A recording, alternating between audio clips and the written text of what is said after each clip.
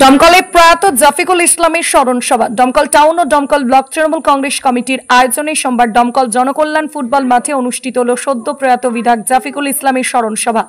সভামঞ্চে উপস্থিত ছিলেন মুর্শিদাবাদের সাংসদ আবু তাহের খান, জেলার সভাপতি অপূর্ব সরকার সহ জেলার একাধিক বিধায়ক।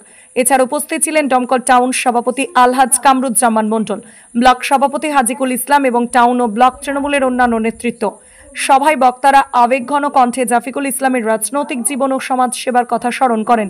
বক্তব্য রাখতে গিয়ে একাধিক বিধায়ক তাঁর জীবনের ভুল ত্রুটি ক্ষমা করার আহ্বান জানান এবং সদ্য প্রয়াত নেতার পরিবারের পাশে থাকার আশ্বাস দেন।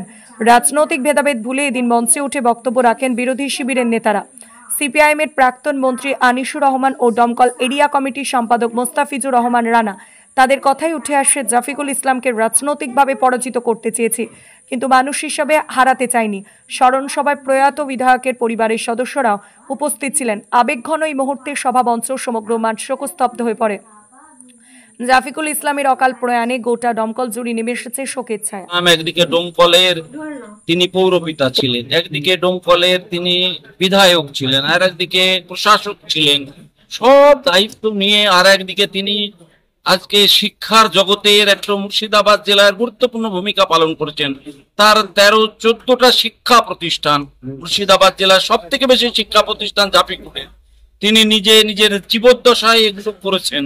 আজকে সেই রকম একটা ব্যক্তিত্ব যখন চলে যায় তখন নিশ্চয়ই আমাদের ভিতর তো কেঁদে ওঠে, আমাদের প্রাণ তো কেঁদে ওঠে যে তিনি একদিকে যেমন আমাদের একজন দায়িত্ববান নেতা ছিলেন, আর একদিকে তিনি দমকলকে নিয়ে সবসময় ভাবতেন।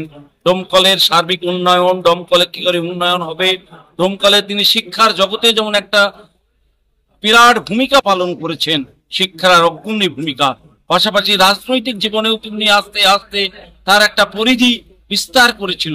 আজকে অকালে ঝরে গেল, সে মাত্র 48 বছর 49 বছর বয়সেই সে মারা গেল। এটা অত্যন্ত আমাদের কাছে পরিতাপের, দুঃখের।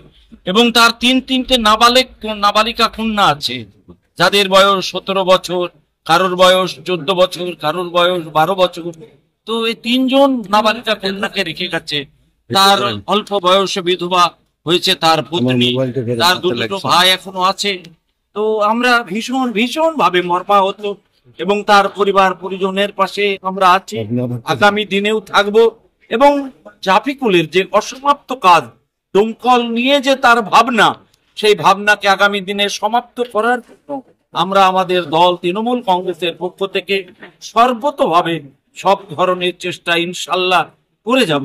আমরা চাই যে জাফিকুলের অসমাপ্ত কাজ এবং তিনি যেগুলো স্বপ্ন দেখেছিলেন সেই কাজগুলো যেন আগামী দিনে আমরা আমাদের রাজনৈতিক কর্মকাণ্ডের মধ্যে নিয়ে এসে শেষ করতে পারি। সেই স্বপ্ন পূরণ করার জন্য আমাদের দলের পক্ষ থেকে সর্বতভাবে চেষ্টা থাকবে। আর সর্বভারতীয় তৃণমূল কংগ্রেসের নেত্রী মমতা বন্দ্যোপাধ্যায়, তিনি জাফিকুলের অনেক অসমাপ্ত কাজ আছে যেগুলো আমাদেরকে ভুলে গেছে, সেগুলো আগামী দিনে কিভাবে শেষ করা যায় নিশ্চয়ই আমাদের ভাবনার মধ্যে থাকবে। আগামী দিনে আমরা আবার খুব তাড়াতাড়ি বসবো। এখানে পৌর যে দায়িত্ব নিয়েছেন পৌরসভার ক্ষেত্রে, তিনি আমাদের এসডিও সাহেবকে প্রশাসক হিসেবে দায়িত্ব দিয়েছেন বাংলার সরকার, মামাটি মানুষের নেত্রী মমতা বন্দ্যোপাধ্যায়। আমরা তার সঙ্গেও বৈঠকে বসবো এবং আমাদের নেতা অভিষেক বন্দ্যোপাধ্যায়, নেত্রী মমতা বন্দ্যোপাধ্যায়, তার সঙ্গেও দমকলের অসমাপ্ত কাজ নিয়ে আমরা বসবো এবং আলোচনা করব।